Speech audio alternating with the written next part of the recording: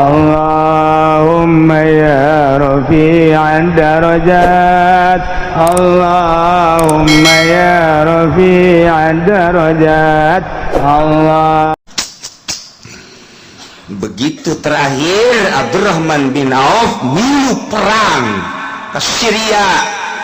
Di Syria langsung milu perang. Beres di perang nama di Syria ngan balik dakwah ke Yordania. Yordania langsung kena penyakit taun dininya. Nyana senyum baik sebab Kangjeng Nabi jelema anu kena penyakit taun ieu bimanzilati syuhada sahih. Mantap urang mun aya penyakit taun di hiji negara haram keluar ti dinya. Mun aya urang asup ka dinya ge ulah nyana keur aya di dinya nu mantap syahid keneh bae. Bahasanyana kula hirup ku doa Kangjeng Nabi barakallahu laka ma'afaita wa barakallahu laka ma'amsakta. Teu aya hiji perkara nu dicekel ku kaula kecuali boga kauntungan.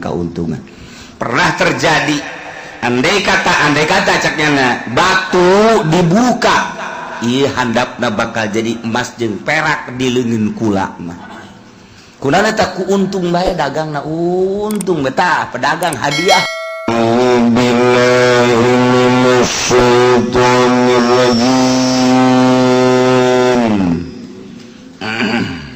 Para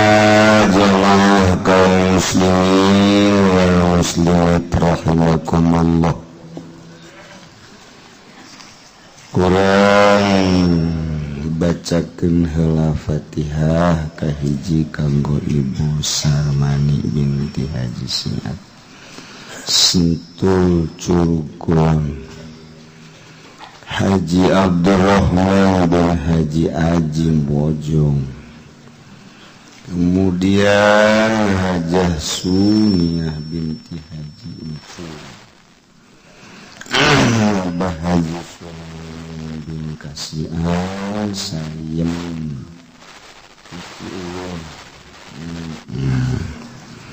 akhir keluarga besar Toko Emas Tabrani Tangerang. Al-Fatihah. Bismillahirrahmanirrahim. Alhamdulillahirabbil alamin. Ar-Rahmanirrahim. Maliki yaumiddin. Iyyaka na'budu wa iyyaka nasta'in. Ihdinas siratal mustaqim. Shiratal ladzina an'amta 'alaihim ghairil maghdubi 'alaihim waladdallin. Amin. Fatihah kedua kanggo almarhum Kiai Haji Gomrowi maut kamar Panggang. Mudah-mudahan segala amal perbuatan anu sae ditampi ku Gusti Allah. Andai aya dosa berdosa tang tu pasti ayana ngaran manusia. Mudah-mudahan dihampura ku Gusti Allah, dilegakeun dicaangkeun di kuburanana, pasihan naimul qabri ku Gusti Allah. Bibarakati ummil Quran. Al-Fatihah.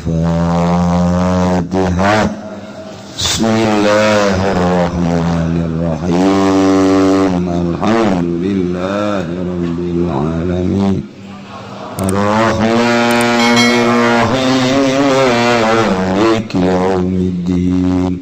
Iyyaka na'budu wa iyyaka nasta'in. Ihdinas siratal mustaqim. Shiratal ladzina an'amta 'alaihim ghairil maghdubi 'alaihim waladdallin.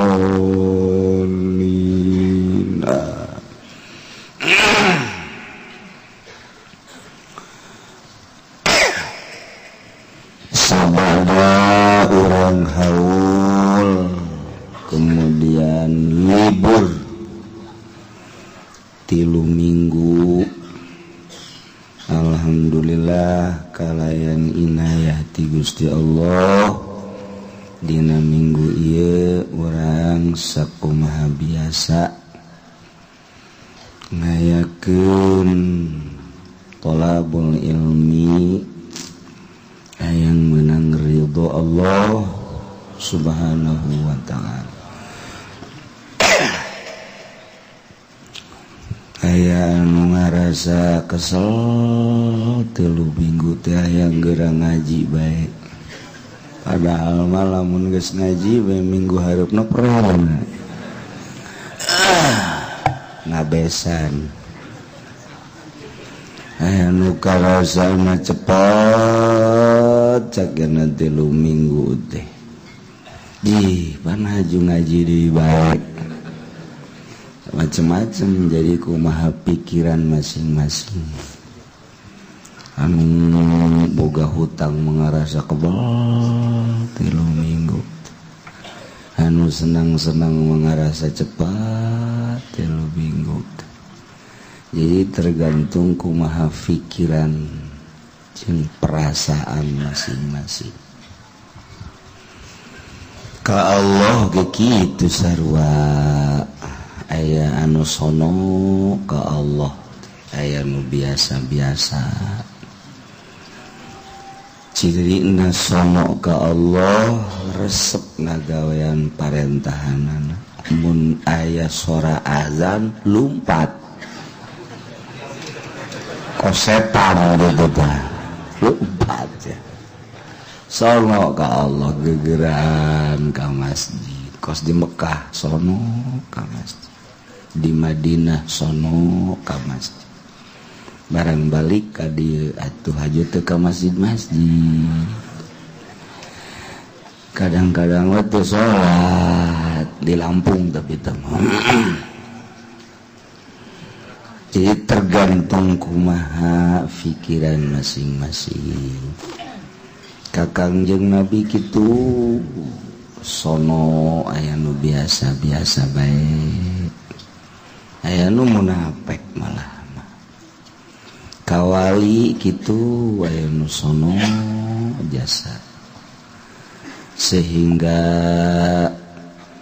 pagawean-pagaweanana dipigawe ku sono ka para wali Allah nuturkeun sepak terjang para aulia Allah subhanahu kitu kene ka para ulama sono jasa dijug-jug di mana aya di mana bae ku sono lantaran ulama teh aya kecap na ceuk Kangjeng Nabi al ulama'u warasatul anbiya illa ulama Golkar henteu tah geus pasti henteu bae teh mah ulah mang-mang deui henteu da si mang-mang cenah henteu pastikeun di jero hati illal ulama al Golkar besi cenah henteu bae geus pasti kan henteu bae teh lain bae geus sebab nyana dakwah lain ka Allah dakwah ka Golkar. Wah, ulama petilu memberen teu wa illal ulama P3. Wah cenah pegawe mah asana memberen PKB mah teu wa illal ulama PKB. Sarua sebab dakwahna lain ka Allah tapi ngajakan ka organisasi jeung ka partai.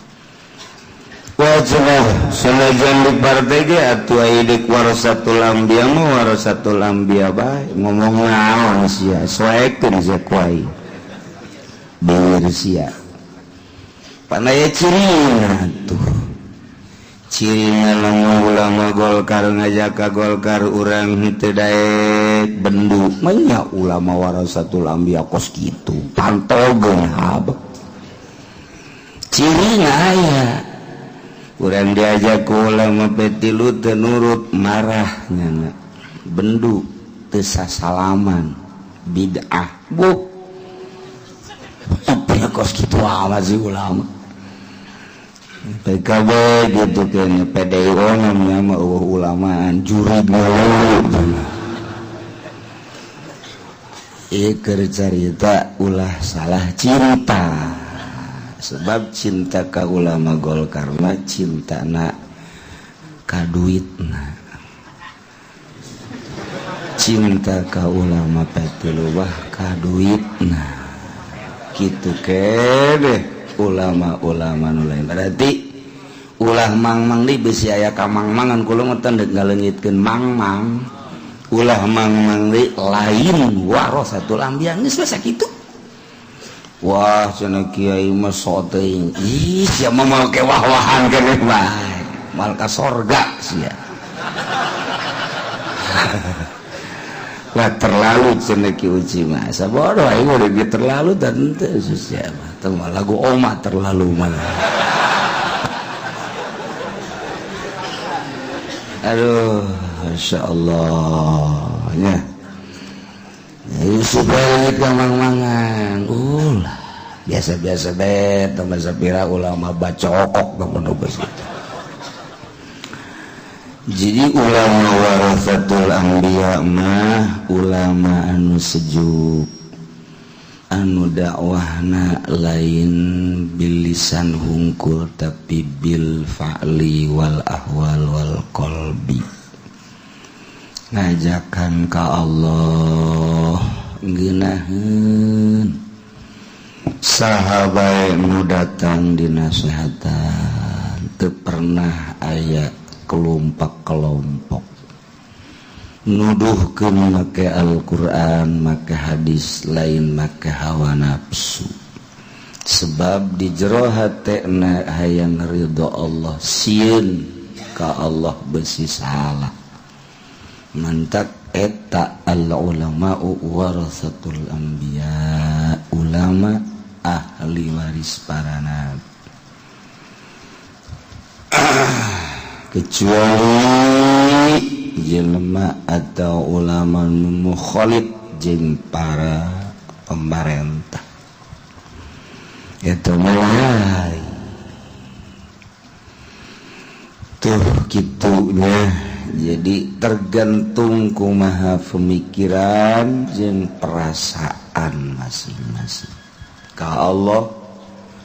ka Kangjeng Rasul ka para wali ka para ulama sono jeung teu sonona tergantung masing-masing geus kebal aing teu kapanggih jeung lurah jakna sono jasa lantaran biasana nyana lumayan sok saya sabungkus 2 bungkus sono kaji samsuna kitu teh sono jasa ka pacamat lu lumayanan sono na kaca aing mah teu sono jasa ka kiai teu sono jasa lantaran kain nyarekanan bae sia teh kiai terserah awak urang kudu diseseh diintrospeksi ke kunaon dia awak aing jadi kos kieu sonona lain ka Allah lain ka Kangjeng lain ka para wali lain ka para ulama malah kabelah dieuna mah kasono urang ka para ulama diulah lah ulama mah jelema atuh make jeung disono-sono ulah dituturkeun cukup bae Kangjeng Nabi geus ulah make ulama-ulama amin rais tah PKS tambah kos gitu teu make ulama deuk kumaha salat teu make kopiah make calana terus bae kadang-kadang make training jadi ke salat ge ngan pemikiran SKJ eta tokos gadar itu kan akibat teu make ulama kebelah dituna deui geus ulah cinta ka para wali Allah malah teu percaya ayana wali Allah padahal tetela dina Al-Qur'an. Ala inna awliya Allahi la khaufun alaihim wa la hum yahzanun. Wahabi dibaca kunya Al-Quran tapi ketika orang nyaritakan para awliya Allah, nyaritakan Tuan Syekh Abdul Qadir, nyaritakan ajaran-ajaran anak,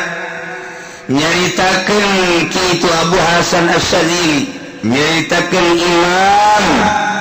itu Ibnu Alwan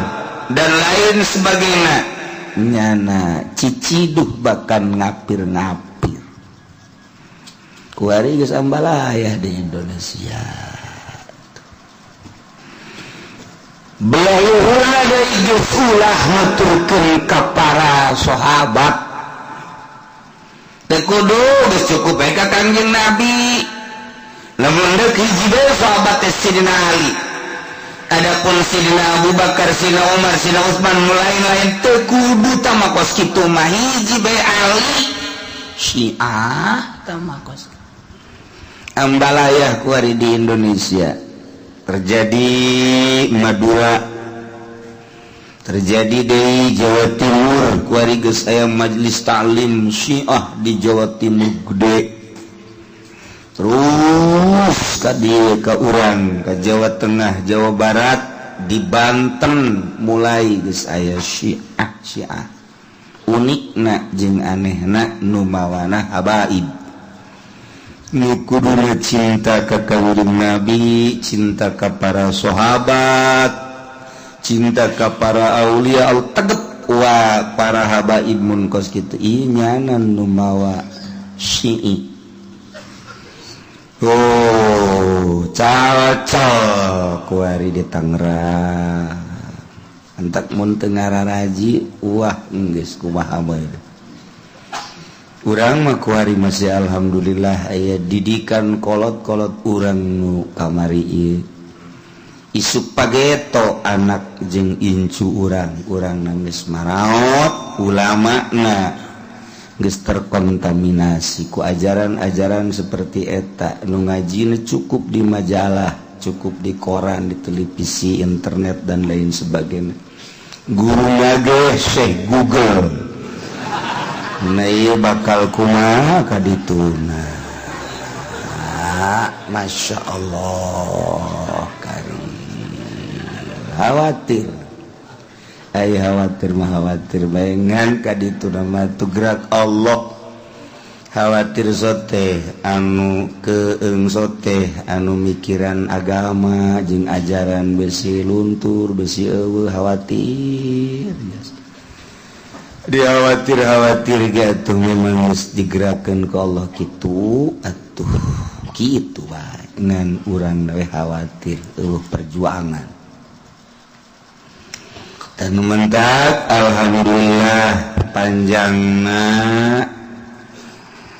libur nu biasa saminggu kaduana ieu mah jadi 3 minggu lantaran khusus nazim kuring keluarga umumna jeung nu marilu saloba 130 berangkat mimiti ka Yordania negara para nabi. Lahir di Yordan Kangjeng Nabi Musa, lahir di Yordan Kangjeng Nabi Syuaib, lahir di Yordan Kangjeng Nabi Yunus, lahir di Yordan Kangjeng Nabi Harun, lahir di Yordan Kangjeng Nabi Lut, lahir di Yordan Kangjeng Nabi Yusa. Para nabi. Panteu kadege di Cikupa aya lahir nabi. Oh, ege bajingan di Cikupa mah. Jadi kadege baguran. Para nabi lahir-lahir di daritu, mentak nyaba kaditu. Jadi para sahabat ambalayah di Yordania aya 1000 sahabat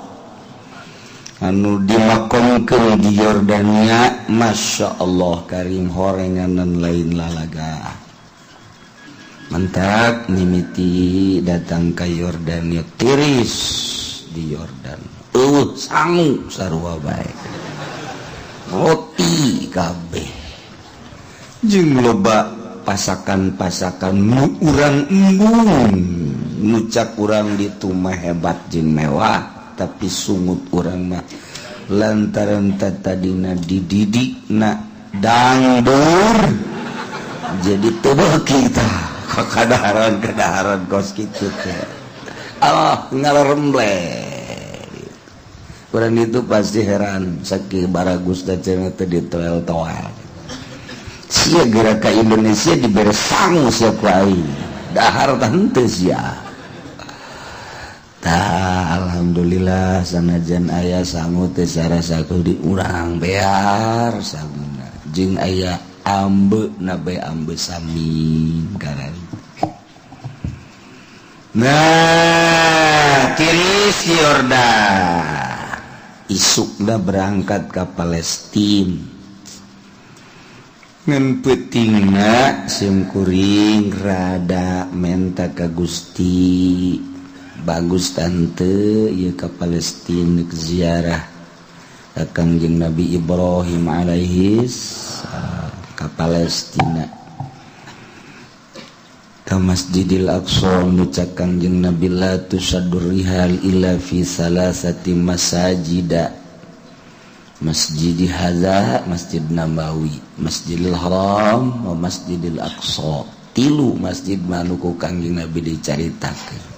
eta ma al-azam al-amjad al-ittihad lah masjid tina hasil korupsi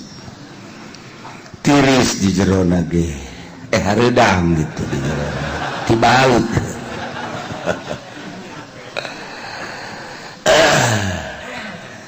artinya masjid-masjid lain teh dicaritakeun ku Kangjeng mangan tilul la tusaddur rihal illa fi salasati masajida Masjidi hadza masjid kuring ieu Masjid Nabawi nu mun urang salat di ditu dibere tiklanganna 1000 kali lipat wa Masjidil Haram jeung Masjidil Haram 100.000 lipat Masya Allah wa Masjidil Aqsa Masjid Aqsa 500 tak tertarik kayak berangkatlah ka ditu datang ke hampir perbatasan tas geus diturun-turunkeun ka gudang tinggal berangkat doang lah salengkaheun deui sabenerna mah kukula dibatalkeun atuh loba anu reaksi hampir demo di Indonesia demo di perjalanan ge demo kunaon ngan haju alhamdulillah teu kumaha pentingna ngimpi kula ngimpi naik kapal barang naik kapal haju diturun ke di luhur ka handap ngan lain make dadung tapi make besi putih ceklan kukula gitu ceklan dicekel tungtungna kapal lempang kula nyekelan besi pan ngaheap-heap di gunung itu gunung di tengah-tengah kapal lempang kula nyekelan besi atuh ngaheap-heap seblak wah tidinya haju minta ditaikeun deui tarik deui ka luhur jadi besi data kos besi antena radio teh kitu bisa ka dieu bisa panjang bisa pendek atau kan ada ngimpi ya kos kitu ngimpi banget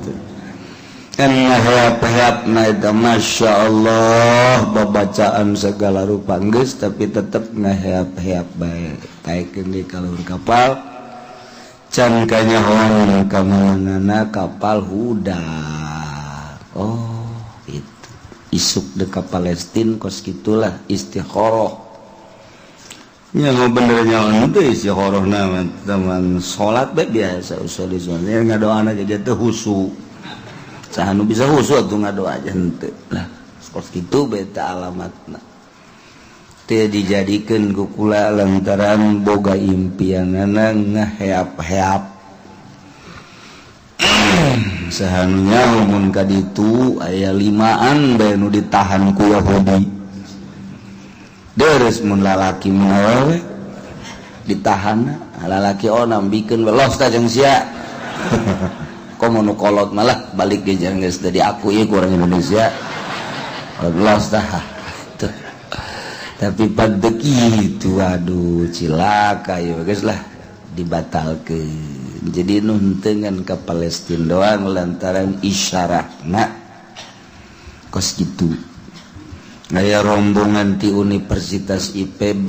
Bogor opatan milu tanpa konfirmasi jeung di dieu langsung ka travel milu teu mimiti berangkat teu bisa ditanya nya maja intelek meureun kami mamarake samping lalagaan ceknya isi jelema tah lain meureun ieu tadi teh ada kujana kami banyana oh hebat jas datang ke Palestina kos teu wauh kayak ke Palestina ke Yordan komo begitu dibatalkeun muarahna luar biasa perlu pertimbangan Kiai ceknya kami ini udah keliling dunia kemana-mana ceknya bener emang yang dulu itu ke Palestina jadi saya itu cuma pengen ke Palestina ke yang lain-lainnya sudah jangan mudah memutuskan begitu saja dong makanya dongnya biasa coba pakai demokrasi ceknya suara terbanyaknya ke Palestina apa tidak sebab tatadina nu pakai andalan kukula pakai dalil ayat 7 rombongan ti dieu teu meunang pisah eta basa kadar dalil doang padahal mah impian dan tujuan dia mempersilahkan los kadar itu mah nyaho bisa balik nyaho henteu ceknya sia kitu amat ngomong atuh nyana ngomong gitu harus demokrasi cara Kiai coba suara terbanyak ke Palestina apa tidak cek dina hati kula timbul ngomong ada yang harus demokrasi ada yang harus peto saat demokrasi saat peto sekolah ini saatnya peto kok begitu ya beginilah nggak sebaiknya naik ke mobil begitu nanya banyak langsung balik deh ke hotel bareng isukna sore ngadenge bahwa di Palestina aya penyerangan Masjidil Aqsa termasuk perbatasan nu maotna puluhan aya berita ka dieu mah nu maotna ngan genep siki gedep urang aya ka ditu mah tanpa disurtil puluhan bahkan anu dipeunjit sagala gitulah beritanya nak kakula ngomong untung kita enggak jadi ya Pak Kiai tuh sia tangkorak sia kemari sia marah kai otak ge ulah sok coba aduh untung kina Kiai tidak jadi aduh kalau jadi bagaimana jadinya cek teh kos gitulah rahasia Allah Subhanahu wa taala terjadi aja nya seserian tidinya mah nanya segala rupa bager nanya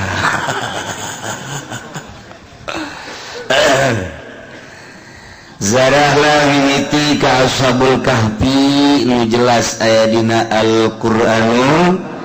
Karim surat Kahfi 7-8 jeung anjing sahaja lemah anu hafal kana ngaran-ngaranna bakal dijaga ku Gusti Allah di dunia jeung di jero kubur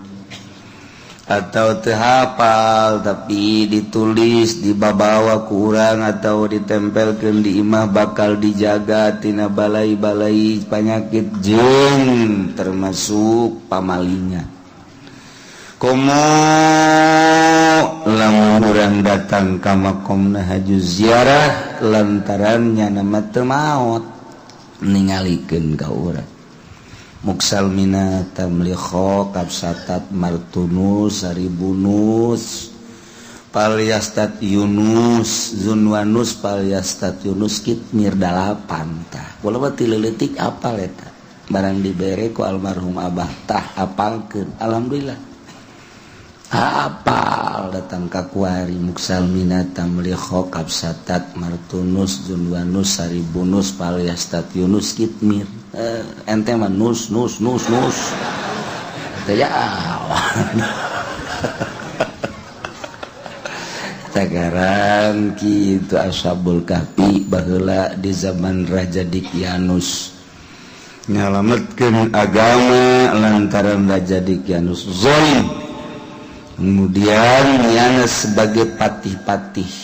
di kerajaan nyalametkeun diri agama Islam disalametkeun ka guha kapanggih nu genepan jeung salah seorang petani nu boga anjing eta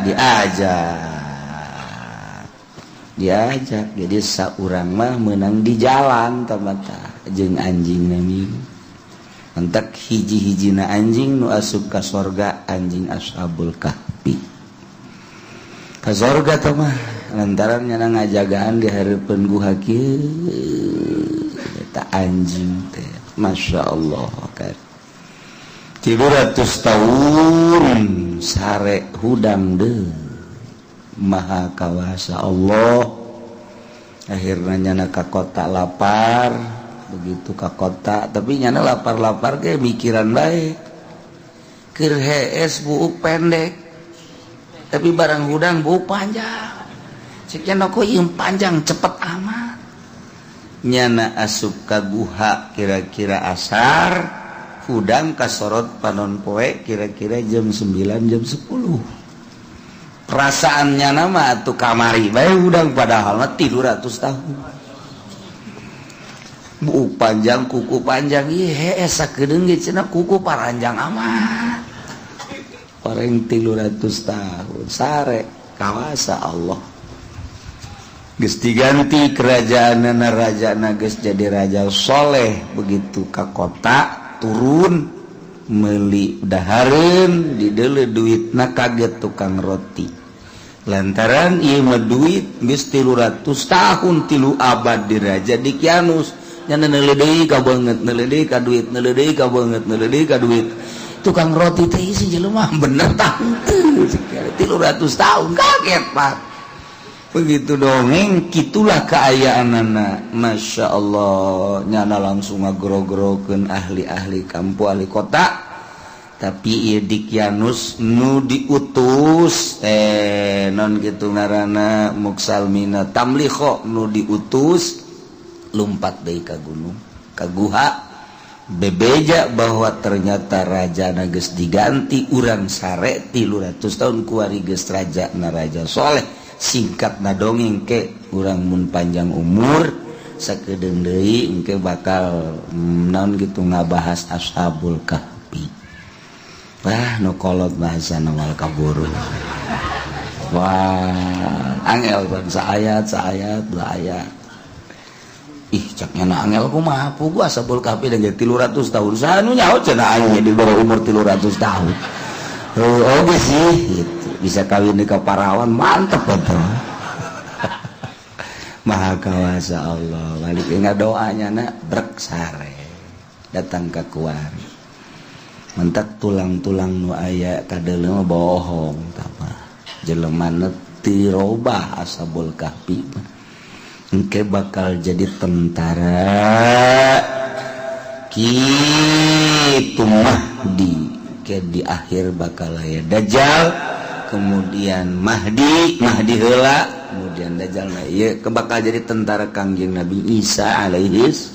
mimiti Dajjal Mahdi heula Mahdi kemudian Dajjal tas Dajjal kakara Kangjeng Nabi Isa dibantulah ku tentarana Ashabul Kahfi berikut jeung anjing-anjing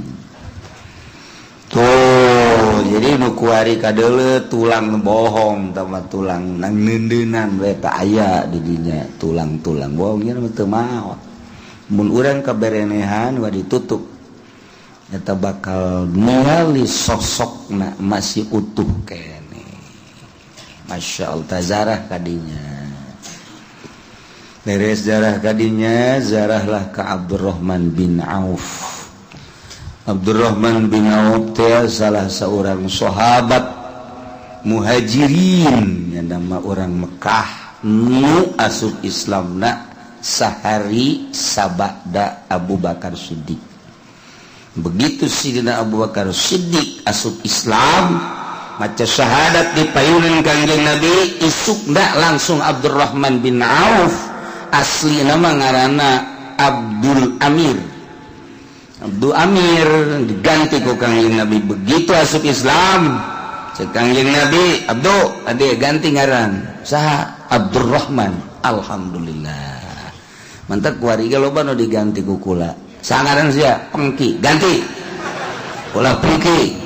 naon atuh. Aduh masya Allah.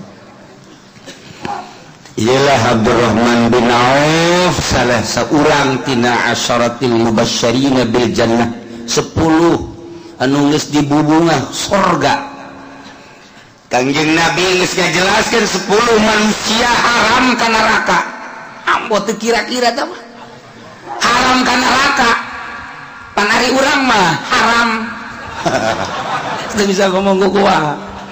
Ieu haram ka neraka. Al-mubasysyirina bil jannah hiji Abu Bakar Siddiq, 2 Sayyidina Umar, 3 Sayyidina Utsman, 4 Sayyidina Ali, 5 Sayyidina Thalha, 6 Sayyidina Zubair, 7 Sayyidina Sa'ad, 8 Sayyidina Sa'id, 9 Abdurrahman bin Auf, 10 Abu Ubaidah. Eta mah geus haram ka neraka eta mah. Engke nu bakal kukucuprakan di neraka neangan jelema nu iman ka Kangjeng Nabi nyana ngojay di neraka. Neangan coba besi aya urang sepatan ya. Dulu yeuh kunyana. Bahaya. Lu iman ya? Iya. Kok lu jadi kerak neraka? Kenapa emang ini? Iman mah iman, cuman ngeridit saya dulu katanya. Waduh, dicokel tangge ku Abdurrahman bin Auf. Bangun lu. Kenapa bukan dari kemarin-kemarin? Ketemunya sekarang lu. Ini untung ketemu. Ya Abdurrahman bin Auf pisahin bahasa sepatannya. Ya Allah, ya Rabbi. Tazarah kula ka Abdurrahman bin Auf. Dongeng sekilas supaya nyaho bae ieu mah abeh cinta maksudna. Abdurrahman bin Auf asup Islam setelah Abu Bakar 1 hari. Begitu asup Islam nyana hijrah pertama, hijrah kedua langsung singkat bae mah ka Madinah. Datang ke Madinah didulurkeun ku Kangjeng Nabi antara muhajirin jeung ansor. Didulur-dulurkeun teh, diselap-selapkeun abeh hirup suasana. Panjang dongengna kuari Abdurrahman bin Auf didulurkeun ka Sa'ad bin Abi Waqqas. Begitu didulurkeun cak Sa'ad Abdurrahman maneh teh geus jadi dulur kaula. Kula seorang manusia anu loba tanah kula di dieu. Pilih tanah nu mana babagi siring saparo maneh saparo kula saparo pilih nu mana ieu urang tani jang negakeun agama Allah. Hiji nomor kedua kula boga pamajikan 2 pilih duk nu mana jang ente hiji. Insyaallah lamun aya nu kitu tah kuari kiai kula boga pamajikan 2 salah sahijina los jang kiai pilih tanu kolot los. Sia wae karunya kos kitu. Insyaallah tahu urusan. Saya Abdurrahman langsung seri pohara amat saat jedeh amat bager amat teu salah Kangjeng ngadulurkeun ka kaula cuman cek Abdurrahman kula narima kana kabageran anjeungan kula mah di Mekahna pedagang pangnuduhkeun bae ayeuna sauk mana pasar kula dek dagang tuduhkeun tuh langsung nyana dibere modal saetik langsung dagang dengan singkat waktu singkat dagangna maju jasa pohara majuna pas mejihna rada maju rada langsung nyana kawin make mahar sorangan mas kawin mahal pun baheula begitu kawin bebeja ka kangjeng nyana geus make baju anyar pan baheula mah lamun kawin teh make minyak koneng jadi kadeuleu bahwa ieu panganten kangjeng Nabi langsung senyum Abdurrahman mencerak ngomong urang mah maneh tas papanganten muhun itu bisa mayar mas kawin itu mana hasil dagang barakallahu laka ya Abdurrahman cek kangjeng Nabi. Nah geus walimah encan aulim walau bisyat aya bahasa kangjeng Nabi aulim walau bisyat ka Abdurrahman bin Auf nu kuari kurang dibabaca tah ku Ki Pudoli aulim walau bisyat walimatul arus eta ka Abdurrahman bin Auf tah pertama kangjeng Nabi ngucap aulim walau bisyad walimah atuh anjeun Abdurrahman sanajan ku embe tan walau bisyad maka Abdurrahman nu sajan-sajana nu teu boga loba keneh bahasa kangjeng Nabi ieu mah keur ka Abdurrahman mah walau bisyad langsung walimah Abdurrahman terus maju ketika kangjeng Nabi ngabutuhkeun dana jeung perang panggeulana ngacung Abdurrahman cek Abdurrahman kaula boga duit 4.000 dinar emas 2.000 dek dititipkeun ka Gusti Allah pake perang 2.000 jang keluarga kula kumaha cek kangjeng Nabi barakallahu laka ma ataita wa barakallahu laka ma amsakta doa kangjeng Nabi ka Abdurrahman bin Auf nu matak ditulis di makamna barakallahu laka ma altaita wa barakallahu laka ma amsakta aya nyaho rombongan kula neuleutan teu tadi dulu pasti lawang daya oh iya doa kangjeng Nabi masya Allah muga ngabarokahkeun kangjeng Abdurrahman karena naon nu dibikeun 2.000 teh tadi jeung naon nu dicekel jang keluarga 2.000 eta doa kangjeng Nabi ka Abdurrahman tidinya makin luar biasa pohara jasa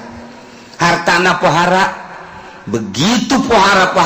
loba lah nu disalurkeun ku Abdurrahman kebutuhan yang agama geus mah kuda geus mah onta terakhir perang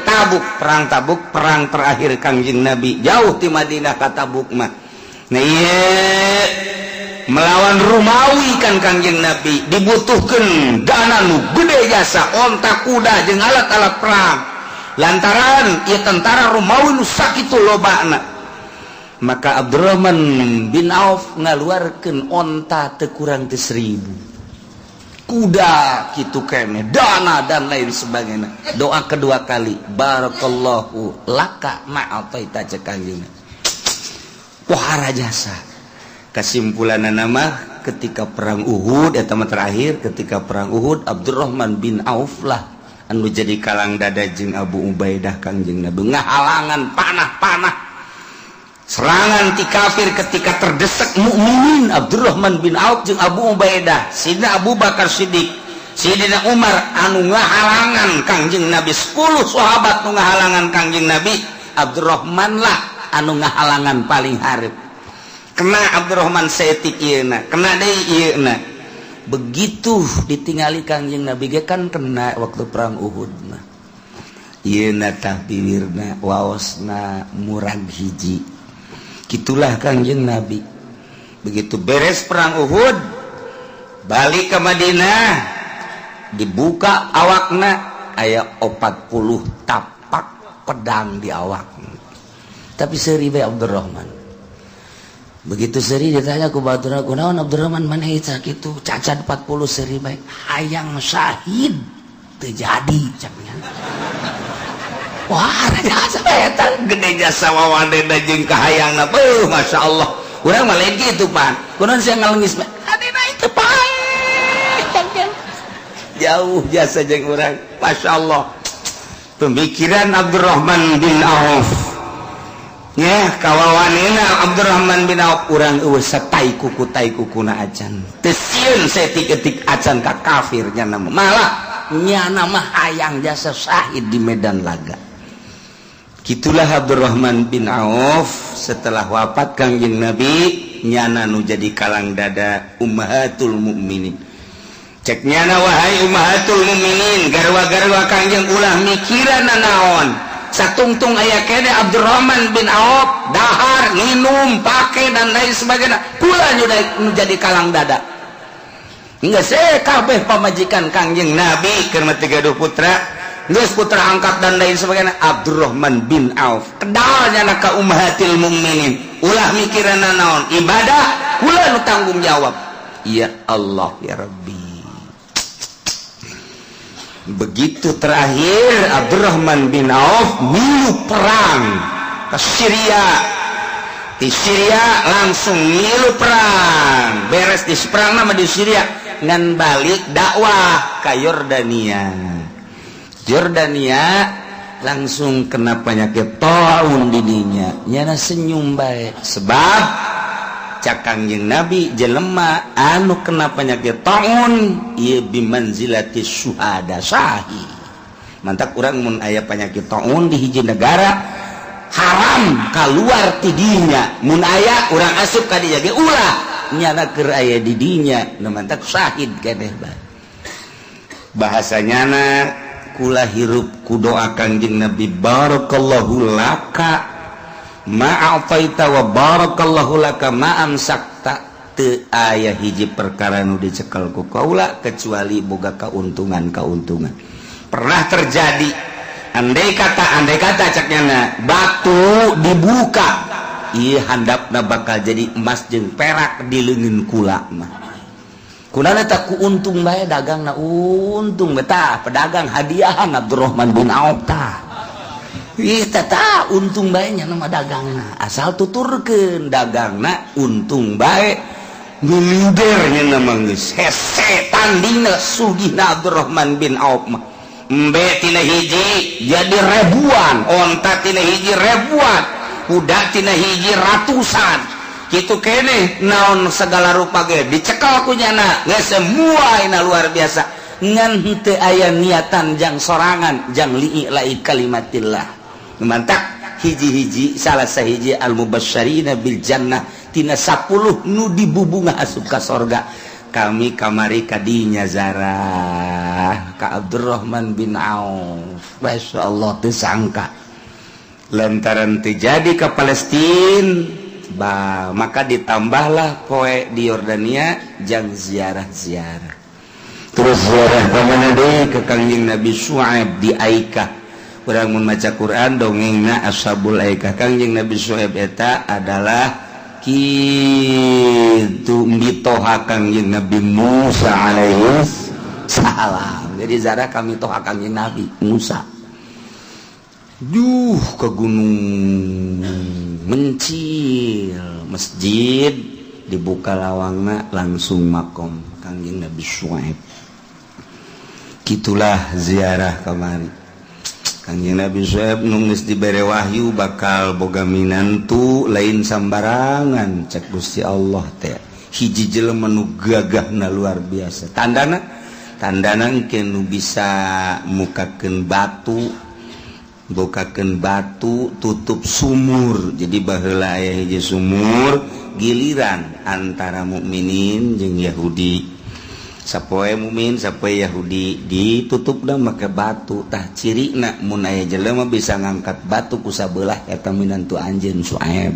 ngimpina kos kitu wahyu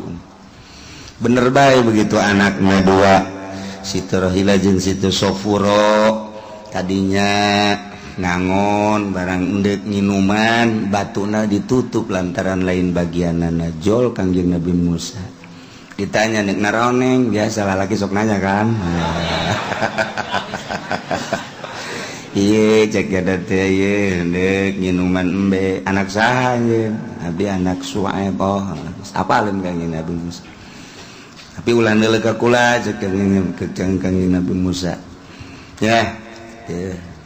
Malieun gua dicokel doang kul saleungeun dong buat tuh sakitu gedena kira-kira segede kebo lah. Dikitukeun dong ku Kangjeng Nabi Musa. Bere cai minum. Guguran we balik abah. Aya naon neng?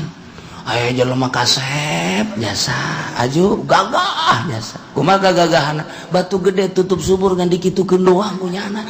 jeneng gegeran tidak kadilos bener pak bener tidak kadil gitu tuh kali itu aya kene Kanjeng Nabi Musa di dinya aya naon neng kadede abah ditah kaditu oh aya tuh ayo lempar si awet heula nyana panderi lantaran petuduh jalan pak begitu pas di sawah pun subur di ditu di Yordan subur pertanian begitu nyana ti heula nyingkap bitisna stop cak Kanjeng Nabi Musa stop neng panderi kula ti heula asal duduhkeun we ka mana-mana emang kuna henteu teh kuna naon ayo lamun ente nyingkap atung geus cek nya teh kaluhur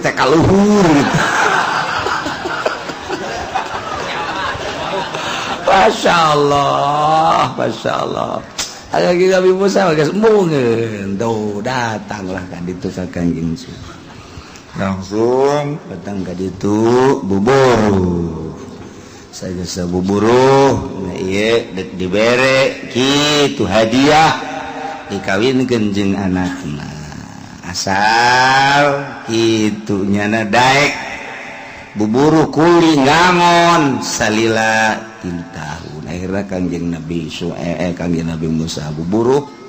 terakhir titah milih antara Sohilah jeung Sopuro nyana milih kasih ke Sopuro kawinlah beres kawin jeung Kanjeng Nabi Syuaib langsung berangkat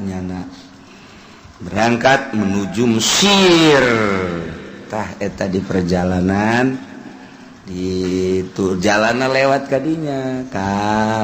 mana ngaranna kitu ka Sinai ti nu pertama di perjalanan haus begitu haus memeh aya sinar eta haus begitu haus langsung ngintrek batu tek muncar cai nginum nyana di dinya tah uyun Musa nu pertama eta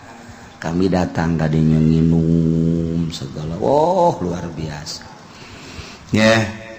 etalah perjalanan ziarah kamari langsung ke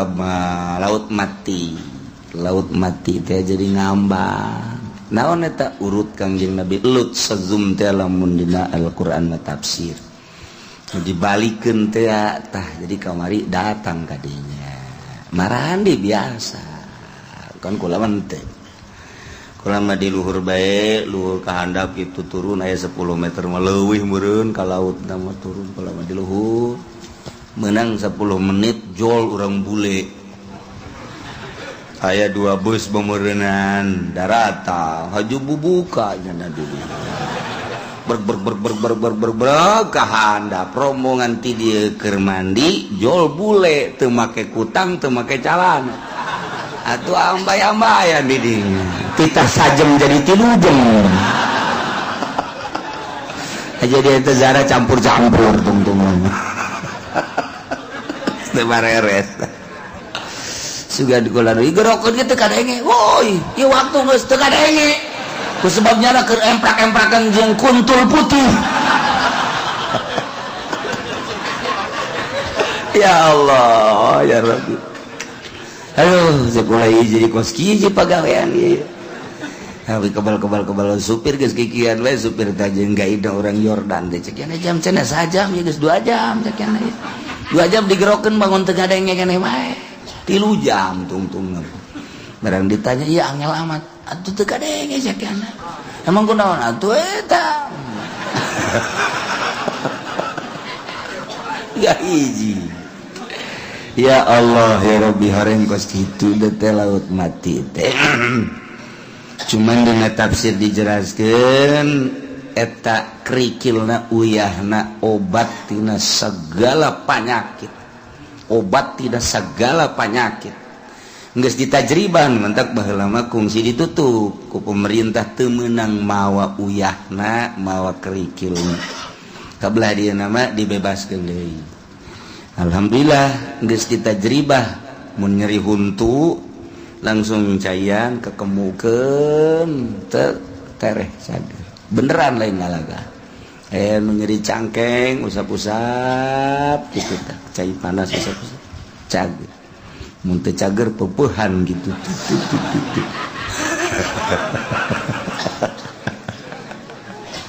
Khadijah Zahra terus Zarah deui kawana ka Petra teh dina Al-Qur'an wal fajri wa layalin ashr wasyaf'i wal watr wal laili idza yasha hal fi dzalika qasamul lidzi hijr terus kadituna wa samudal ladzina jabu sakhra bil wad wa fir'auna dzil autadil ladzina taghaw fil bilad eta kaum Samud jadi Kangjeng Nabi Soleh baheula lahir di Yordan ka Petra jadi kaum Kangjeng Nabi kaum Samud mah samudalladzina jabu sakhra bil wad anu bisa nektrekan batu di jeung imah kadinya Petra disebut ka peninggalan kaum Samud ya kemudian jadi berarti Kangjeng Nabi Soleh di Yordan terus ziarah di ke mana ka Kangjeng Nabi Yusa alaihissalam Kangjeng Nabi Yusa setelah Kangjeng Nabi Musa wafat dilanjutkan ku Kangjeng Nabi Yusa alaihissalam Kangjeng Nabi Yusa teh anu ngabarengan Kangjeng Nabi Musa waktu Kangjeng Nabi Musa yang kapangijeng Kangjeng Nabi Khadir alaihissalam fata teh budak ngora anu ngabarengan Kangjeng Nabi Musa di sisi laut tuh ku Gusti Allah mun maneh hayang nyaho jelema pangpinter mah lain maneh ke tah ka sisi laut di mana aya jelema engke di laut leumpang eta jelemana cirina di mana-mana maneh mau lauk asal lauk ngolosot eta tah langsung eta Yusa ke dina Ashabul Kahf dina surat Kahfi bakal didongengkeun nya kitu Kangjeng Nabi Yusa anu beres Kangjeng Nabi Musa terus Kangjeng Nabi Yusa ketika perang Kangjeng Nabi Yusa perang ku dahsyat-dahsyatna akhirna ka magriban hampir kira-kira bangsa 10 menit deui anta Kangjeng Nabi Yusa ngadoa ya Allah ya Rabbi ieu lamun datang ka magriban berarti perang dieureunnan sedengkeun can selesai Gusti abdi diparentah ku Gusti perang diparentah ku Gusti jabata poe ge eta ge leumpang nang Gusti wayahna bae tahan sakedeung Gusti ditahan tah eta ditahan panon poe ku Gusti Allah perang terus menang geus beres menang sok geura leumpang deui ka ditu panon poe Kangjeng Nabi urang man zakatu syamsu illa liusa henteu katahan panon poe kecuali ku Kangjeng Nabi Yusa jadinya nama bisa nahan panon poe abdi dititah ku Gusti panon poe ge nang Gusti ngaleumpangkeun tahan habak atuh teu kira-kira Masya Allah karim dongeng da kadazarah lah kadinya. Terus terakhir zarah kakak Abu Ubaidah ialah minal asyaratil mubasysyirina bil jannah tina salah sahiji 10 anu haram ka neraka nu dibubungah ku surga adalah Abu Ubaidah mah jelema anu cak Kangjeng Nabi likulli ummatin aminun wa aminu hadhil ummah Abu Ubaidah Masya Allah cak Kangjeng Nabi likulli ummatin aminun tiap umat aya jelema anu terpercaya wa aminu hadhil ummah jelema anu terpercaya di umat kaula Abu Ubaidah mendak ketika aya jelema minta fatwa ka Kangjeng Nabi ya Rasulullah aya naon abdi teh tebih ka Gusti Rasul haju Ima ndek menta bae utusan ti Gusti pangabereskeun soal waris di lembur abdi saha anu dipercaya ku Gusti maka tolong utuskan itu mah tungguan salat zuhur Kangjeng Nabi babarengan jeung sahabat ta salat zuhur culak-cileuk Kangjeng Nabi cek si dina Umar hayang teuing kaula nu kapilih kula geus luluhuran we hulu kieu abeh kadeuleu ku Kangjeng Nabi abeh kadeuleu dileret jatuh digerokeun cek Sidina Umar Pak aya Abu Ubaidah ditung Abu Ubaidah tah ka dieu tuh maneh dipercaya jangan bagi soal waris tuh tah jeung si ieu ka ditu mentek kapercaya nu pertama di dinya balik ti ditu Sidina Umar langsung nangkep ka Abu Ubaidah aya naon cak Abu Ubaidah maneh ieu jelema lain lalagaan kapercaya ku Kangjeng Rasul sugan teh kula nu diutus cek Sidina Umar kula geus gigieuan bae tapi teu diutus tah jadi sono nya teh ku diutus ku Kangjeng Nabi teh lain asun sono hebat jasa maneh eta lah kepercayaan nu pertama kepercayaan nu kadua manehanana dititah nyekelan amanah ti Kangjeng Nabi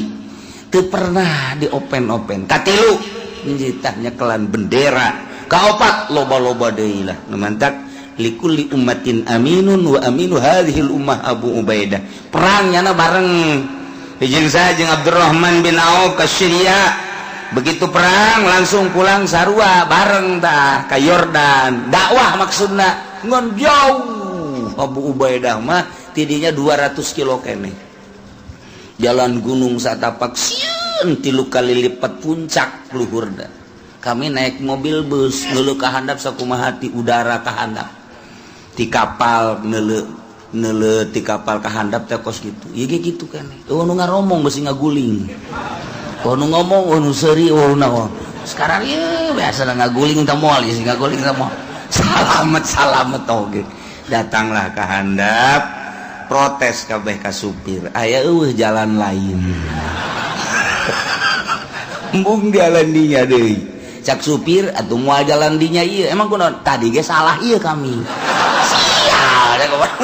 orang salah jalan tanyakeun ge kakabean salah jalan orang teh mah atuh kami diajak kapruk-kaprukan ditongton ku budak leutik segala orang lembur nanaonan ka dieu cek teh ieu mah tilok ka jalanan ku beus cak urang dinya mun ngomong urang nama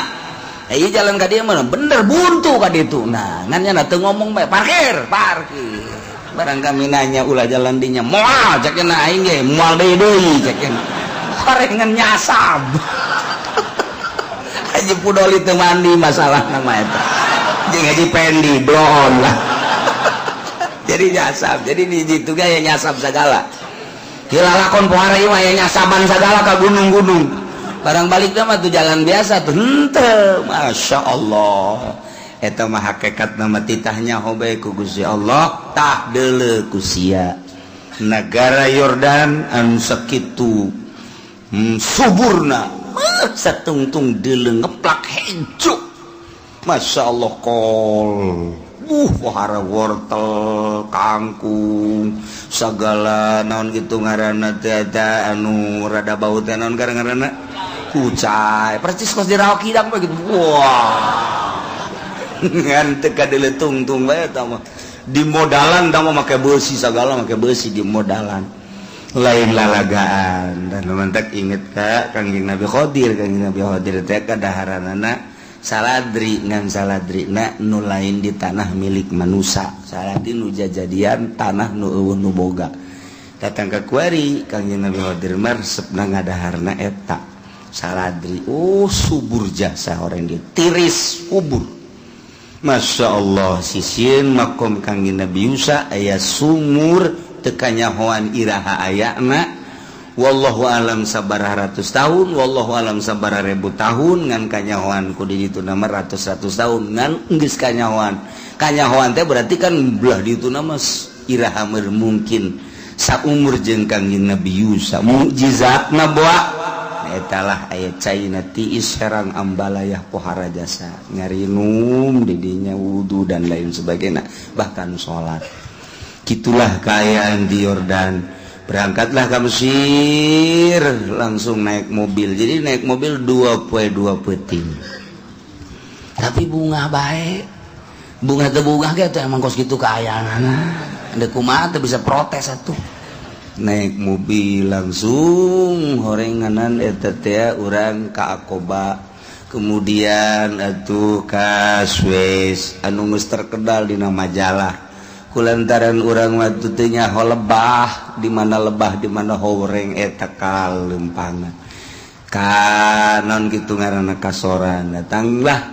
ngalewati ketih nu aya dina Al-Qur'an waditi urut Kangjeng Nabi Musa dipegat ku Jababiroh teh di dinya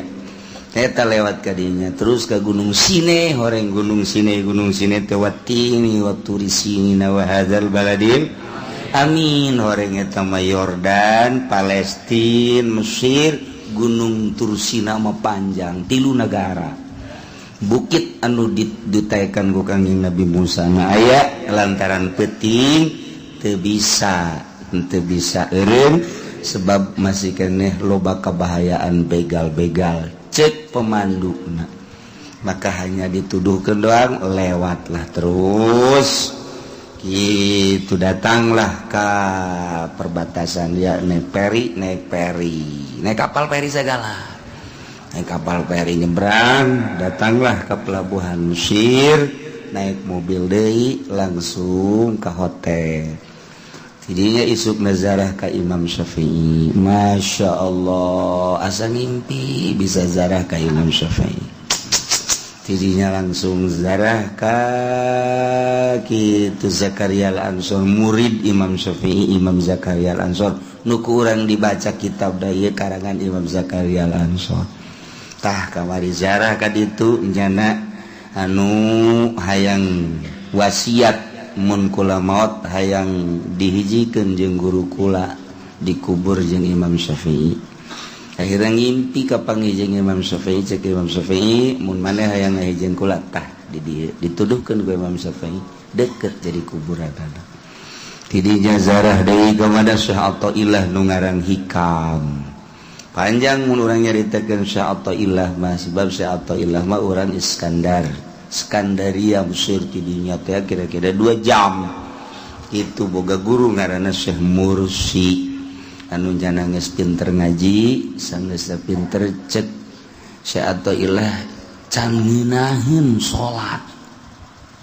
sedengkeun Kangjeng Nabi mah nyaritakeun salat teh ngeunaheun ilmu tauhid geus aya ilmu alat geus aya ilmu fikih geus aya di diri kula tapi can ngeunaheun ibadah ka Gusti Allah berarti ilmu naon ieu kos kieu cakeun tauhid geus diaji fikih geus diaji alat geus diaji tapi salat mah ingetna ka mobil bae ingetna ka jabatan bae sagala rupa tah inget sagala ilmu teu bisa dipercaya kos kieu mah ieu tah beres ilmu cek sato baheula memeh boga guru batin ayalah di dinya Syekh Mursi teh dialuti ku manusia kabeh timimiti budak datang ka kolot manut kabeh nyana bendu bisa naon sih teh si kiai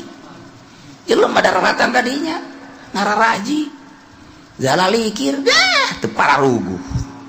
bisa naon sih Syekh Mursina geus ngomong kula bakal boga murid kula bakal jadi wali geus ngomong gitu ke moal kebal deui bakal datang jelema murid kula nu bakal jadi wali sedangkan di dieuna antinya na maka kos kitu tah Syekh Ato mah lah nanaonan teh Syekh Mursi kikituanan tapi aya nu ngasehatan coba maneh hayang ngeunaheun salat bisa ibadah khusyuk coba datang ka naonan sombong sama jelema di daratangan ku jelema loba kos kitu henteu datang bae heula ka ditu coba aing cobalah sana datang ka ditu coba jelema ku ribuan gitu milunya na ngaji didengekeun gunanya jatiis bener sakena ieu ngaji ngeunaheun ieu aing moal balik cekena deuk bebeja datang sasalaman cek Syekh Mursi atau padahal can kenalan kan geus nyaho sia ka aing ulah sok kikituanan ulah suuzon ulah teu percaya moal ngeunaheun salat sia lamun sia teu ngaguru ka aing cih panyahoeun cakena wah bener berarti ya guru lain lalaga geus kula geus moal balik dek ka guru pokona mah langsung masantren di dinya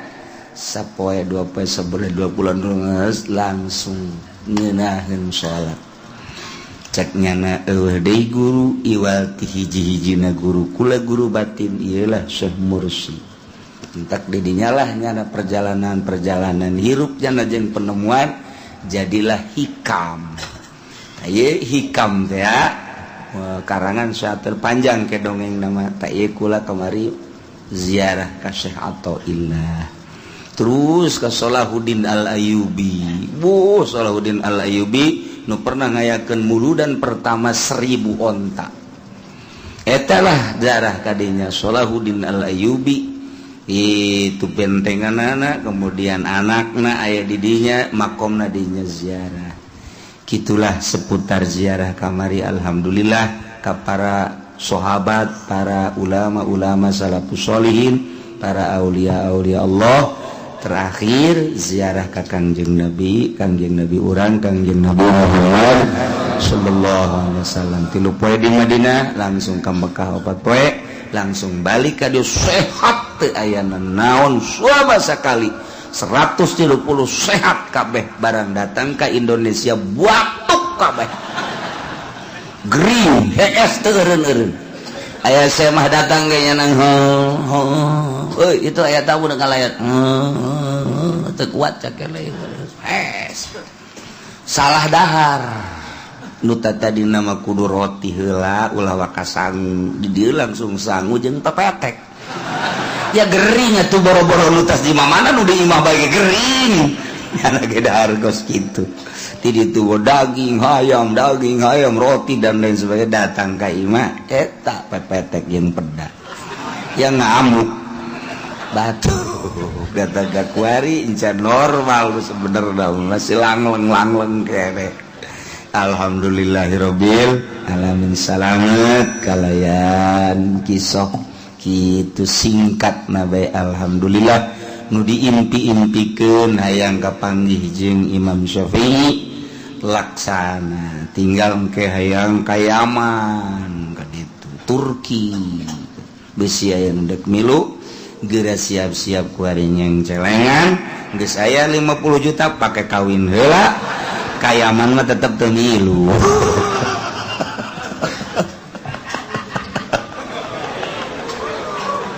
Masya Allah. Bahkan di Mesir mah ka piramid segala ka ditu kan non gara-gara Firaun kabangawan Nil Masya Allah.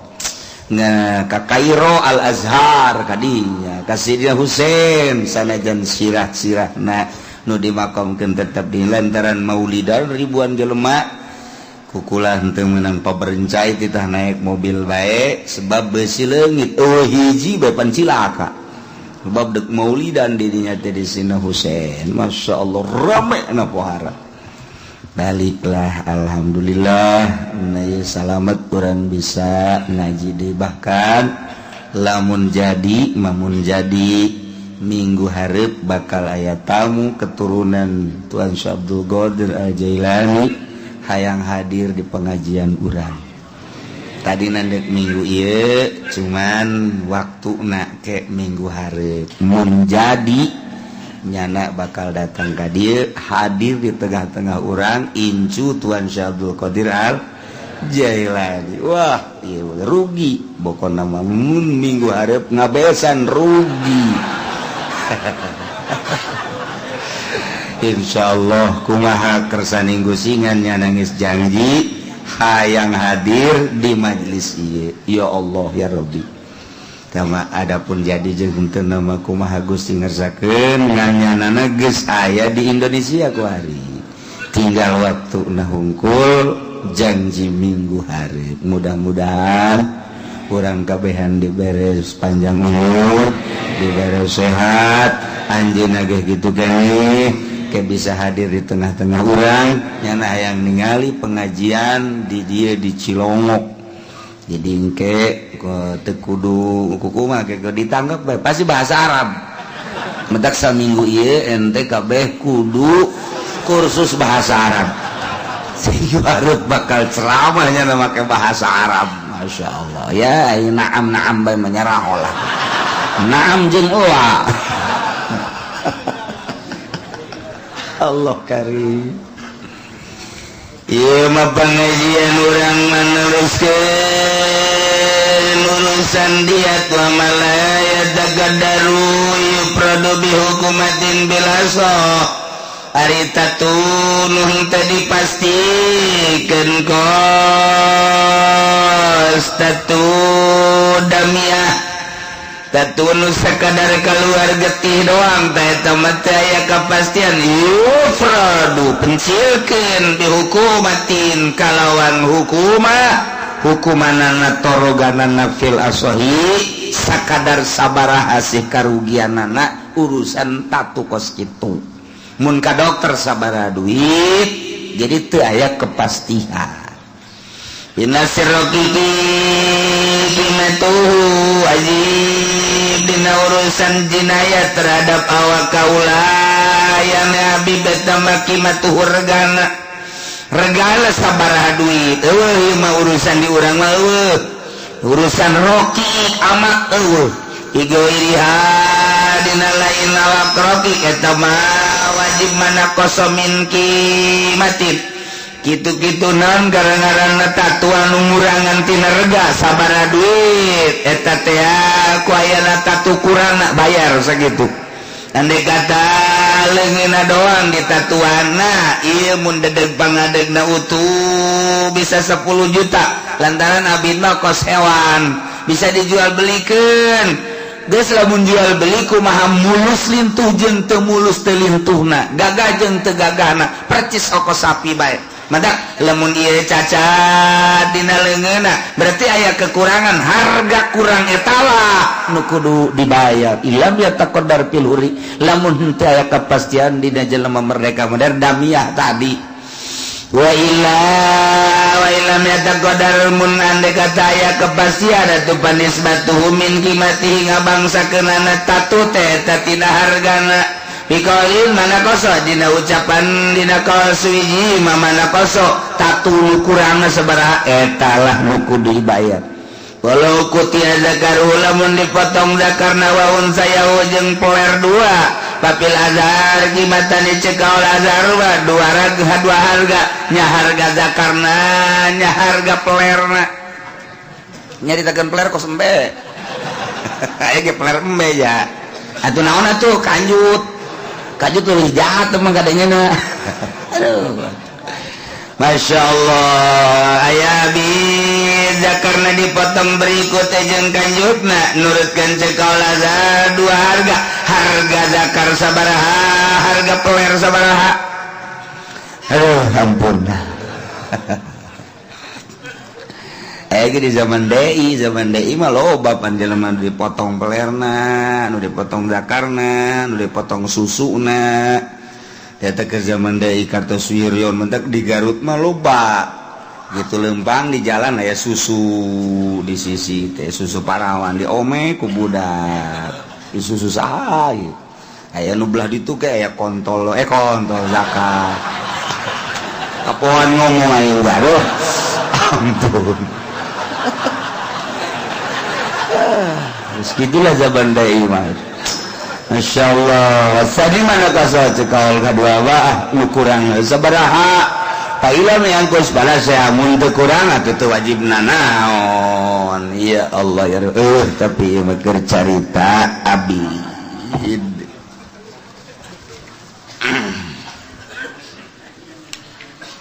Babu mujibatid duat wallahu a'lam. A'udzu billahi minasy syaithanir rajim. Bismillahirrahmanirrahim. Dagang sapi na ge teh nyaho nimbangna saha, aju kumaha, geus teu nyaho bae. Tukang non gitu ngaranna tukang sampe diajak dagang daging mal beres tak kudu nyaho kabehan dek di toko emas dek di pabrik nasa dek di perusahaan daging kudu nyaho kabehan mun limaan modal keseluruhan sekian 1 miliar si A sekian si B sekian si C sekian si D sekian nah si C sekian terketahui modal keseluruhan ti A B C D E tah kanyahoan kuari ndek bagi kumaha itu geus untungna bareng rugi bareng Ieu papan lain, unda duit di toko emas sebulan ngalir giliran rugi bae dicokot pan duitna. Pak, kira-kira lah ya mesti kabulu bahaya cenah ya duit dicokot, embung rugi mah. Embung rugi. Eta geus kitu riba, geus dikieu-kieu ge riba, bae kajian kumaha kecuali nuturkeun sakumaha tadi. Saya punya hutang sama orang tua tanpa diketahui oleh kakak dan adik saya sebelum sempat bayar kedua orang tua saya telah wafat. Bagaimana cara saya membayar hutang tadi atau harus diserahkan kemana? Gampang, kadieun bae aingkeun. Ahli waris nah tuh lantaran eta termasuk tirkah jadi bagikeun ke ahli waris bayarkeun heula aju bagikeun ke ahli waris. Kemudian misalkan saya punya hutang emas 5 gram ke Ki Umar tahun 2010 tahun 2011 saya mau bayar tapi Umar minta diganti sama uang dengan harga emas sekarang, apakah boleh menurut agama? Permintaan waktu menang baik hutang emas ngan ku emas deui mun tadina 10 gram bayar 10 gram deui tahun kamari hutang 10 gram ku ari 10 gram kabeneran hayang ku duit baik tinggal diduitkeun bae sabaraha duit ya geus kitu mah teh mah geus babarina deui geus beres.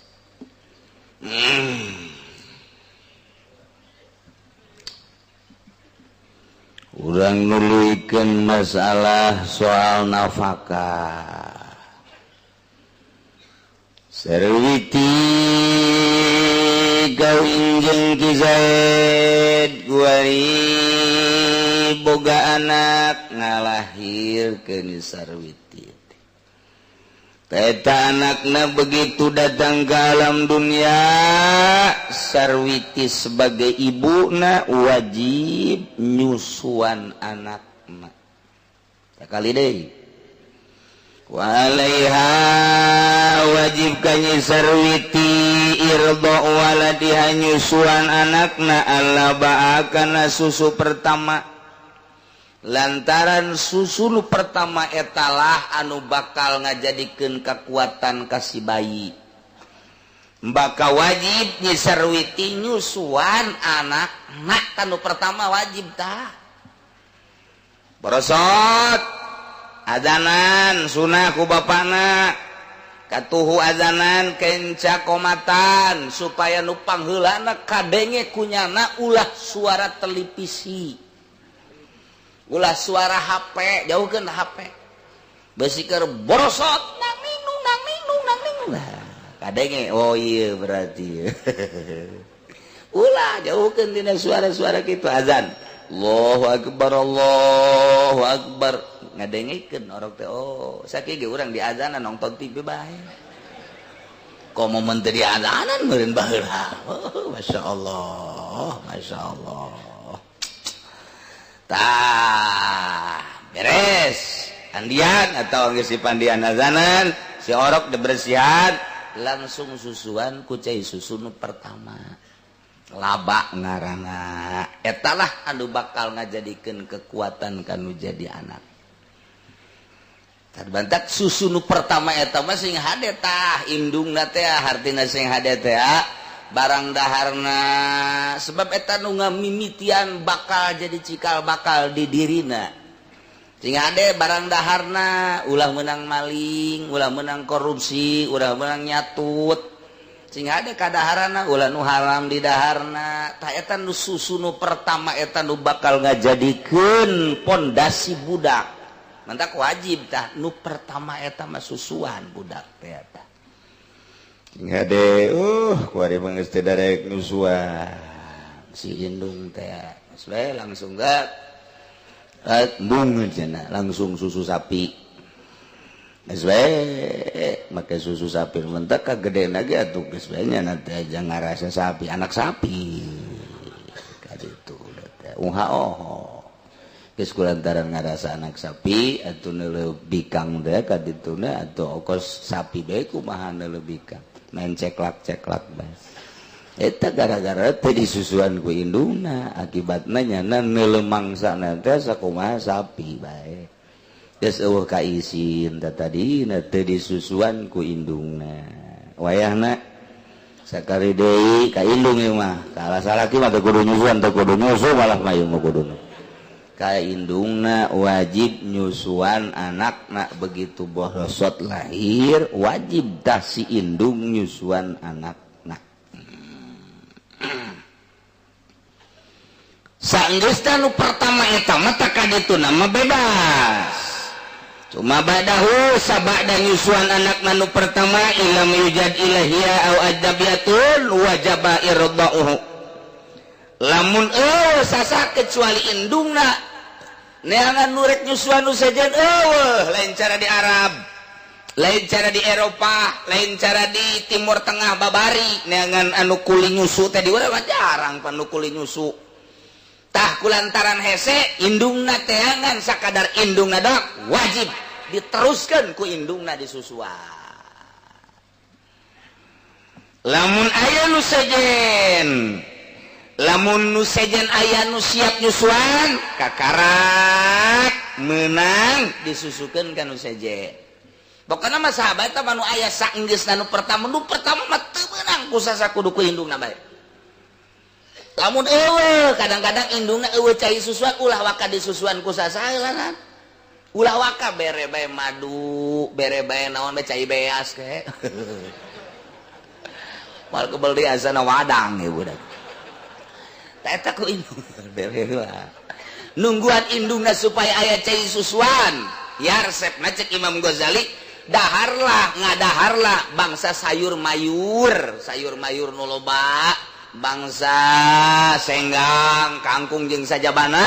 tak engke subur cai susuna susukeun ka anakna nu pertama mah tungguan ulah disusuan ku sasaha geus beres susu nu pertama tak kakarak mun sasaha ku indungna deui mun aya nu sejen indungna ngameunangkeun mangga bapana ngameunangkeun mangga disusuan kudu sejen ieu ka urusan nyusuan mah geus rapih agama deuk kumaha deui ndek kumaha deui Masya Allah ini jadi masalah teh kuari mah ieu ngalahirkeun ieu nu jadi masalah teh asana bidan cukup jangka neraka kos kitu bae teh teu puguh teu karu di USG padahal normal lantaran lamun normal mah cukup ku 1 juta 2 juta tapi lamun di sesar mah 8 sampai 10 juta sedangkan rumah sakitnya ngejar target eta tah nah maka disalahgunakeun USG tinggal USG urang mah urang bodoh urang lembur teh nyaho malang teh nyaho nyungsang teh nyaho ari-ari naik ka luhur geus teh nyaho we disingsieun waduh ini kalau seminggu lagi tidak lurus nah ini harus disesar geus ceurik bae utang hitung bae aset nu aya naon ieu sepeda kempes warung bangkrut asana ya kontrakan can di aduh bingung bae ngabingungkeun jelema cukup bidan teh dokter teh tah jangka neraka mah nyingsieunan jelema bae cukup gara modar ge gara iya tuh emang kumaha gitu kubu-kubu batur ge keur bingung mudah-mudahan salamet Masmat kadituna maca surat Maryam, kadituna maca surat Yusuf, kadituna maca surat wasiqal ladzina ittaqau ila jannati zumarah hatta idza ja'uha wa futiyat abwabuha. Eta ditiupkeun ku bapakna kana leungeun diusapkeun kana beuteung. Beuteung diusap sing ada beuteung. Nang mesti salah aing ngomong. Sakali deui beuteung na. Besi kieu ke dibaca diusap ka handap pan cek pamajikan handap caki uci ge aing pan nu jadi tatagaonan tah masyaallah masyaallah eta abeh babari kadituna maca wasiqal surat Zumar terakhir surat Zumar kadituna haza hatta idza ja'u wa futihat abwabu hatta aya wa futihat abwabu hatta faul wa futihat abwabu wa qala lahum khazanatu assalamun alaikum tibtum fadkhuluha khalidin tiupkan ka dia fut terus usapkeun ka pamajikan urang ti luhur ka handap ngusapna abe babari maksudna abe babari kaluarna baca deui bismillahirrahmanirrahim syiqal ladzina taqaw ilal jannati sampai tadi fadkhuluha khalidin tiup usapkeun tuh jampena babari mah USG gitu di USG waduh ini tali ari-arinya di atas ini disingsieunan kecuali serius masalah guys tapi ieu 99,9,9 deui nyingsieunan wayahna lah coba urang sambil neangan duit sebagai dokter sebagai bidan sambil urang nulungan Allah Maha Uninga malah mah kudu cara madukun baheula manok bagus jasa ieu mah tenang bae masalah kayak disangsurkeun ku umat dilempengkeun eta ngangeunaheun kanu hamilna ulah boga pikiran ku manok ya ieu mah geus bagus jasa tinggal nungguan waktuna doang tuh geus nikmatkeun jasa ngeunaheun tah jeung madukun mah baheula teh kos kitu barang loba bidan USG waduh ini mah udah kalau enggak besok ini bahaya udah saya sarah aja disingsieunan geus sababaraha macemnya sieun nya teu boga duit kapan geus macem-macem jasa ta eta teh nyingsieunan kitu teh doraka gitu masyaallah na di akhir zaman mah beuki canggih beuki sararieun baheula mah madukun diusapan digedog diluruskeun masalah nok di meja bagus padahal mah aya masalah tetep di bejana masalah ke ku emak dibantuan mana salakina di tengah heujeun pamajikan anu ngalahir salakina anu ngaheujeun ngabantuan ceknya mah naon beureunna kos gitu jadi tenang madukun baheula dukun paraji nenangkeun entek tara renang bae masalah gua imam disesar mikiran anak kedua aduh anak pertama ge disesar empang jeung anak kedua ieu kumaha tuh loba ku ari anu kabingungan masyaallah mudah-mudahan dokter-dokter jeung para bidan-bidan dibere hatena terbuka ku Gusti Allah sehingga bisa nganasehatan ka pasena bisa nenangkeun ka pasena bisa digawena sesuai jeung aturanana sehingga menang ridho Allah Subhanahu wa taala. Ngeunaheun biasa muncak bidan teh ja bagus nanaon geus iraha meuleus gara datang we geus ka dieu can meuleus mah teu kudu kitu pangeunaheun tah ke bae cuma lain ini harus segera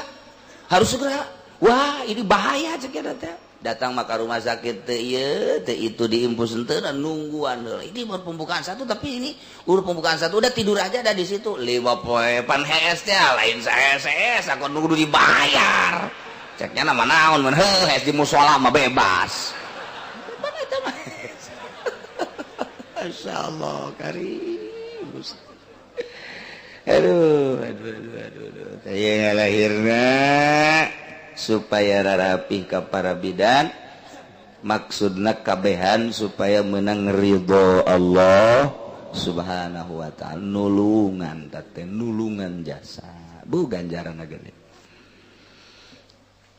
lahir maka wajib indungna nyusuan anakna nu pertama eta nu kaduana katilu dan selanjutna mun eueuh sasangan aya indungna doang wajib indungna nyusuan atau aya nu sejen nah ieu terserah besi endek dikanu sejenkeun cara di Timur Tengah di Arab atau di Eropa ge loba nu kuli nyusu nah ieu dipersilahkeun wajib disusuan wa in wujidata tadi malamun wasasa ilahia kecuali indungna wajib indungna nyusuan saha ila ajnabiyatun kecuali awewe nu sejen sasa ngan aya ge nu sejen dong wajib nu sejen nyusuan sebab mun teu nyusuan domadarat idror ngamadaratkeun cek syariat bisa maot mun teu disusuan wa in wujidata lamunnya indungna aya nu sejen gaya nu siap nyusuan lam tujbaril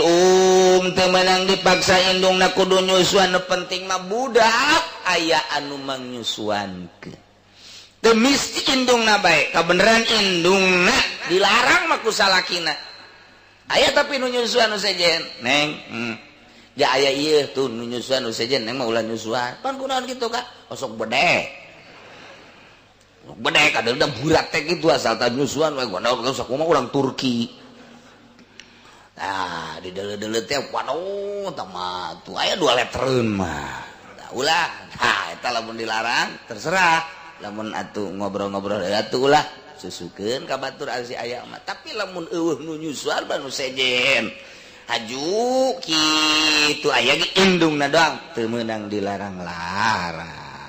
mun aya nu sejen teu bisa dipaksa indungna teu meunang beundek bae mangga henteu bede masalah bayeun rogibat wa yaman gua tu abi mun nyanana hayangeun si indungna nyusuan sepisan ka anak rasa dedeuh rasa cinta sedengkeun indungna teh termasuk nu ditika ku bapana eta teh tadi palahuman wa pilasoh menangkan nu jadi bapana ngalarang pamajikan asli nah ieu dilarang ulah nyusuan geus bikeun bae ka nu sejen teu naon kos kitu aya 7 kabehan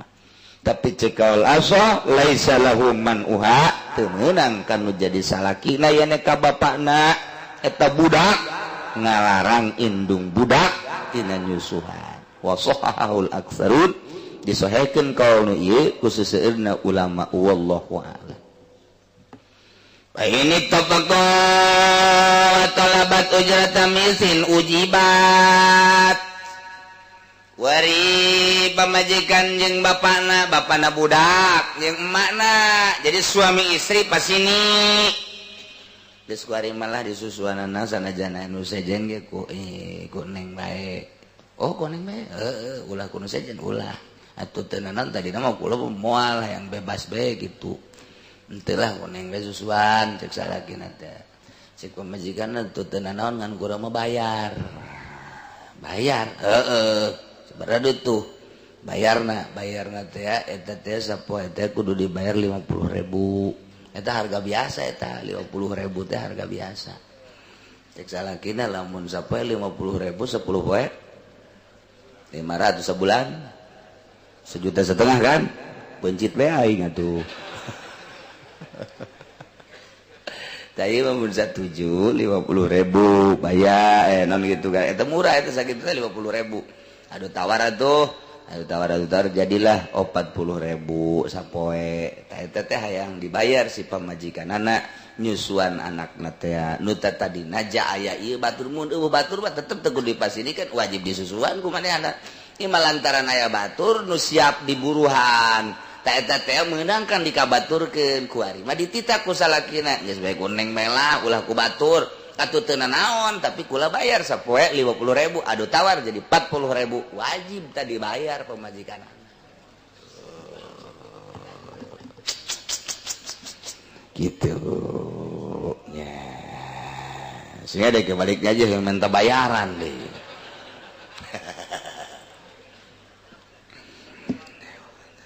au fauqaha fala tawasaluhureun harga misilian saluhureun biasa kebiasaan awewe buburu teh buburu nyusuan 50.000 sapoe eta biasa geus bisa ditawar ke orang 40.000 iya bapak majikanana yang dibayar sampai 75.000 atau 100.000 nah eta mah kekeh ulah daek nyusuan anak ya tapi bayar 75.000 oh buka 100 mah eta teu wajib dicumpuanan kudu jadi bapakna lantaran mahal teuing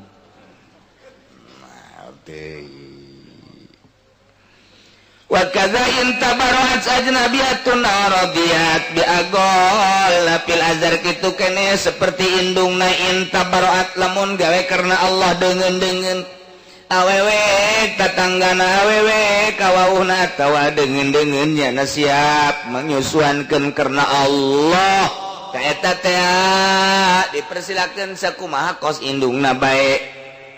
Auradiat bil qala tawarido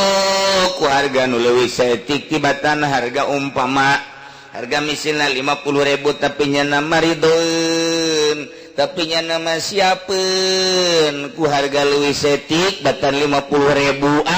cukup bae cekna 20.000 mangga teh teuing tina ujroh misil nu tadina 50.000 ieu mah geus 20.000 bae mangga wajib lain mangga wajib diijabah kuno jadi salaki naku bapak eta budak gitulah urusan nyusuan ya mantak urang ka pamajikan kudu bager lantaran pamajikan geus mangnyusuankeun anak urang pamajikan atuh ka urang ka salakina kudu bager lantaran nyana diurus kuno jadi salakina